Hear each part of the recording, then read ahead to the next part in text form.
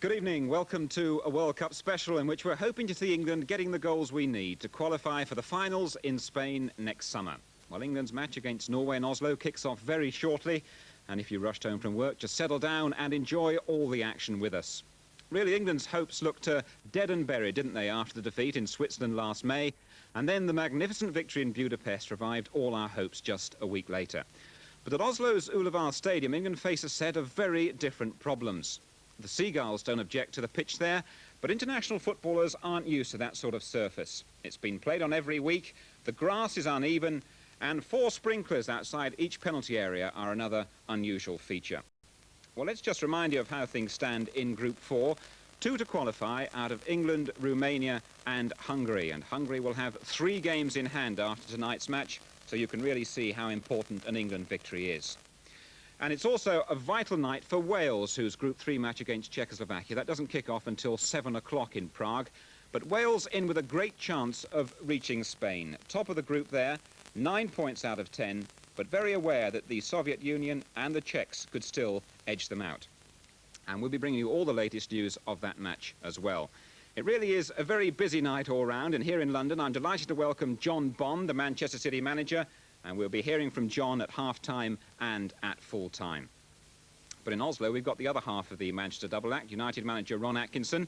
Our match commentator there's Brian Moore, and they both went down and joined the England captain Kevin Keegan when the players inspected that controversial pitch just a little while ago.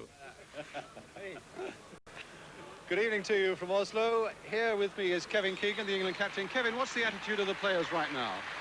Very good. They're... The idea being that we try and pick up the sort of atmosphere we got in the NEP Stadium in Hungary for the last game. The training's been very good, the lads look sharp, and everything's perfect. Let's just hope when we get out here we do the business, obviously. Are you personally very confident? Yes, I think we've got to be.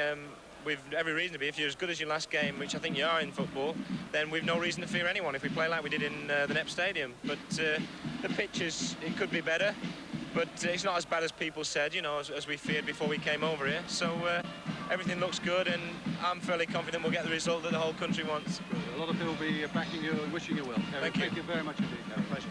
Well, also with me here is a man who'll be sharing the commentary with me tonight, Ron Atkinson, the Manchester United manager. Ron, what are the attitudes of the players got to be? Well, I think it's very, very important that they don't freeze on the night, that nobody stands back off the game. We've got 4 players in midfield who are all capable of imposing their own personality on the game. I think that's very, very important. I think the form Trevor Francis has shown at the start of the season will be an added boost for us, and I could see his pace causing the Norwegian defence an awful lot of problems. Kevin is confident. Are you also confident? I would think so. I said after the result in Hungary, I thought we would get the necessary points to go through, and I don't see any reason to change that. Let's go back. Well, there we are then, Ron Atkinson and Kevin Keegan, both very confident there. Let's have a word from John Bond, our expert with me here in the studio. John, do you share that confidence? It's obviously being shown out in Oslo. I think it's terribly important, Jim, that we do win tonight, and I am very confident that we will. I saw the game out in Hungary, as you know, and I thought we played very well. And if we can play up to that standard tonight, I think we'll get a win. It's terribly important for English football that we do. I noticed Trevor Brookings saying that he expects Norway to come out very fast indeed, and England must be wary over the first 20 minutes or so. Do you agree with that? I think the big thing now from Norway's point of view is that they have now got a few players who are playing in English football and sampled continental football, and I think it will make that a little bit more difficult for the English team tonight now, so they'll have to be very much on their guard.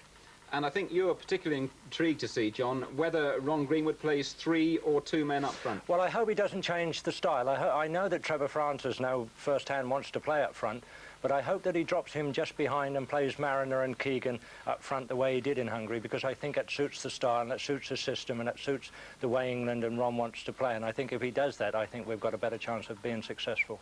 John, you haven't seen it, but what about that pitch over there? What sort of problems, perhaps psychological problems, can that pose for international players playing on what's really a Sunday morning kickabout surface? Well, that's a very difficult thing to overcome, and the attitude of the players will decide how well they do on this particular sort of pitch. But the occasion is so big that really that doesn't really ought to matter. They really ought to push that out of their minds and just get on with the game. If they do that, I think that they'll overcome Norway and be successful.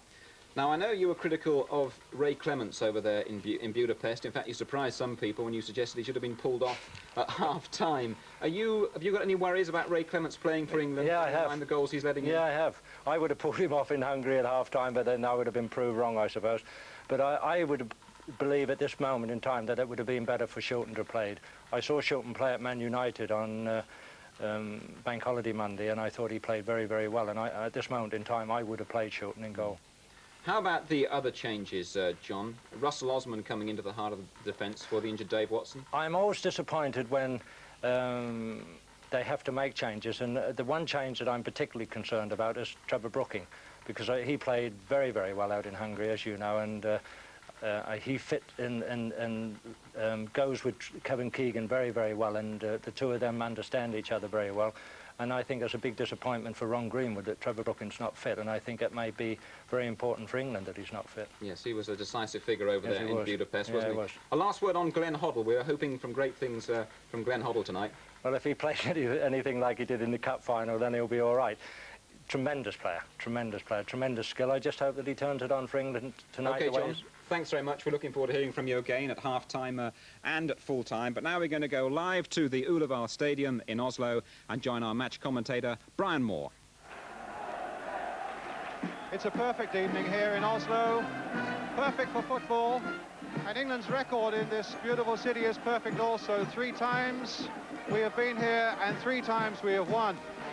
And it will be a bad time for that to change now. The Polish referee getting the teams together as the band, who've given a marvellous display in the last hour, go marching away.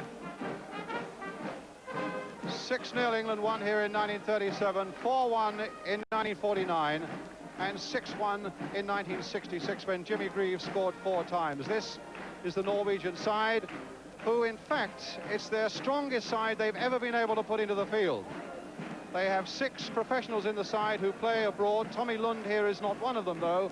And all 6 for the first time are back in this country to face England. And their captain, Kevin Keegan.